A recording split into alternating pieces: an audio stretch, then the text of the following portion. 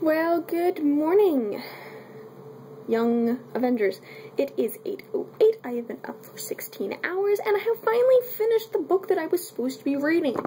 Not that you knew which book I was supposed to be reading, but I finally finished it. It is The Sisterhood of the Traveling Pants by Anne Brochers.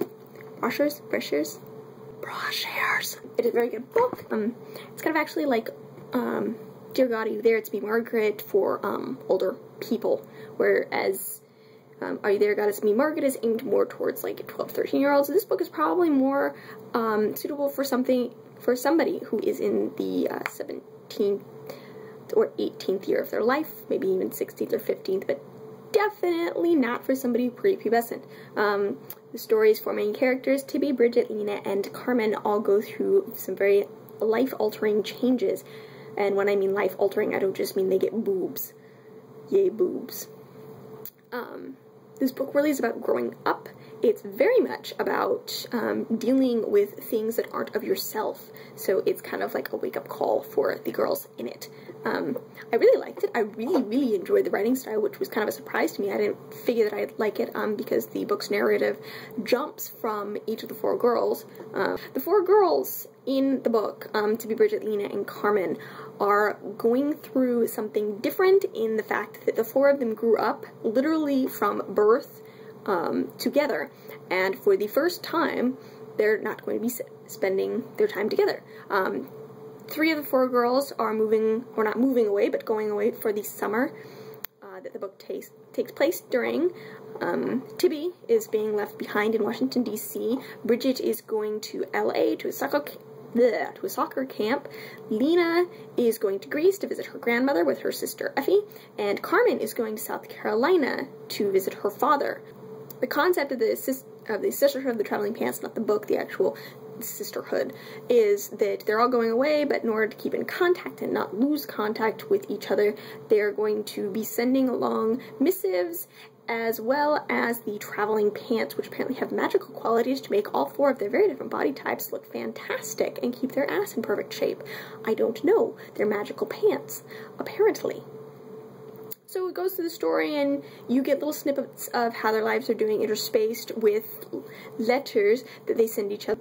So the things that they go through, though. Tibby, interestingly enough, who stays home, actually has, in my experience, the most life-changing event because, I mean, nobody really likes to realize that they're mortal. Tibby discovers this after she starts working at Wellman's, and she meets a friend after, like, approximately a week at this shitty-ass job with this mean boss, Duncan.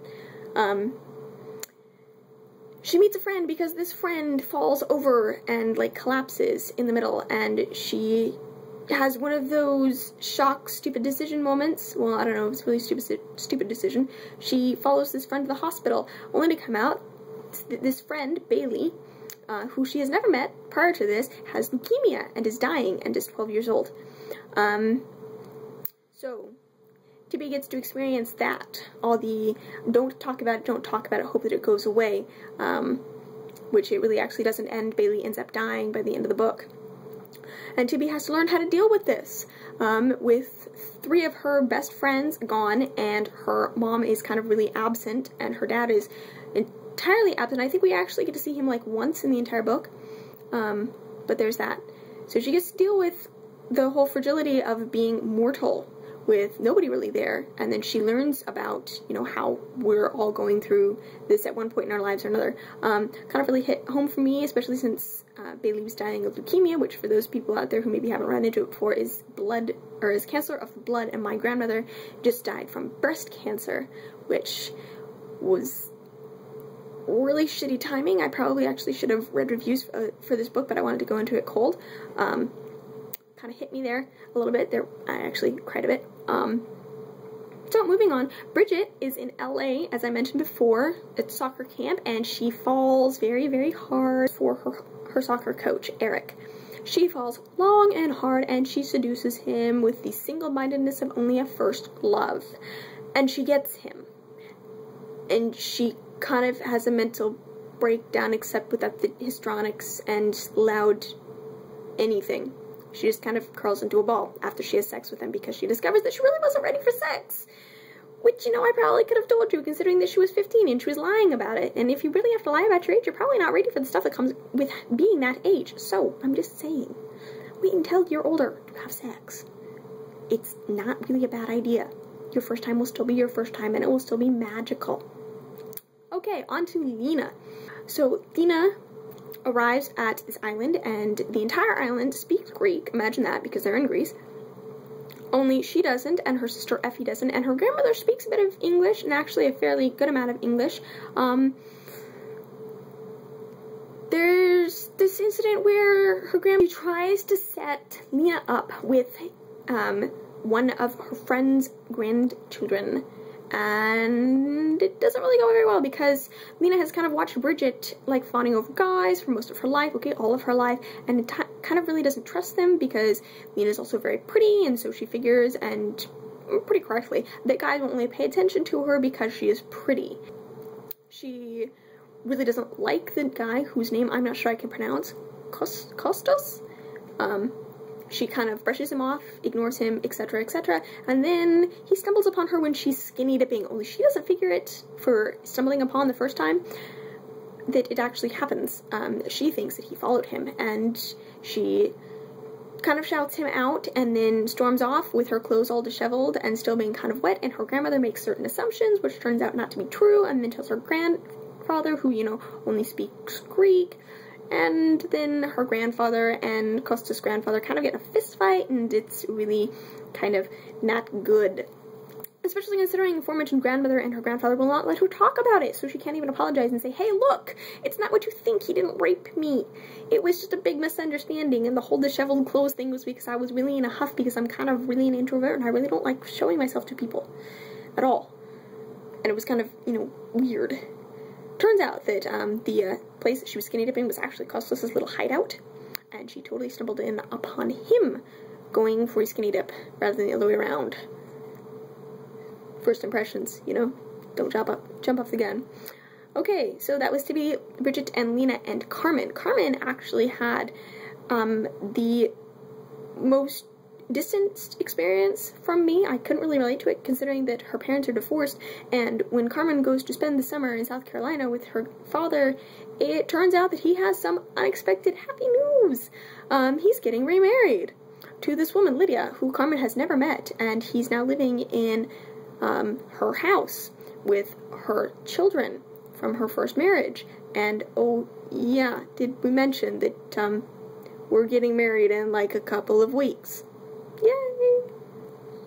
So Carmen is down visiting her father, and she gets to go through this entire thing where, you know, she's the odd one out because she's Latino and a little bit heavy, and so there's comments about her. Are you sure that you're actually Albert's daughter? Yada, yada, yada. Oh yeah, my mother is Puerto Rican, and there was this huge thing, and I kind of, you know, really understood that part, but she gets really frustrated because her father and her do not actually communicate, which is one of the things that she discovers near the end of the book. That's her life-changing discovery, is communication is key. Also, things do not revolve around her because she really expected that this entire summer would be her and her father, mostly just her father paying attention to her and, you know, basking in her wonderfulness. It's a little bit self-centered, but she discovers that this is not the case, and things kind of go downhill as she makes all these subtle passive-aggressive attempts at telling him how unhappy she is, and he kind of ignores them and brushes them off in favor of being the perfect little family. Well, at least through Carmen's eyes. She ends up getting in a tiff, throws a rock through a window, and then takes the bus back home to DC.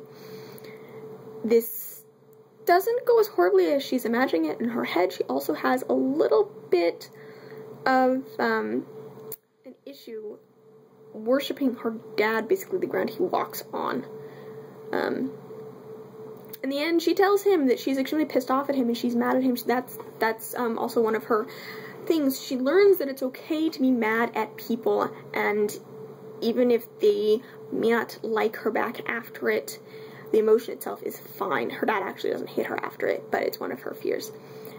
So that was the book in a nutshell. It was really about growing up. There's all these awesome quotes through it, including one from a Sears catalog, which I thought was really cool. Congrats, Anne. I really liked the book. I will be reading it again sometime soon when the whole leukemia thing is not quite as poignant. And, yeah. So, leave suggestions in the the Ask bot or in the comments below, and I will take suggestions for another book, and I will see you again, well, actually, probably a little bit later. Actually, I'll probably make another one on Monday. These things are really kind of addictive. So, I will talk to you later. TTF then. I should have probably mentioned that I read this book in like the last 8 hours or so, because I hadn't actually read it all weekend. So, not showered or anything else. So, now that you know that I can actually read a book in that amount of time, you guys want to actually, you know, contribute? Maybe? We get like a book discussion thing-ish going? Or, you know, you could tell me that it sucked and you never want me to do it again. Because I mean, that's kind of a lot of time. It's just a really, really long thing. Anyway, Sister of the Traveling Pants. Go read it.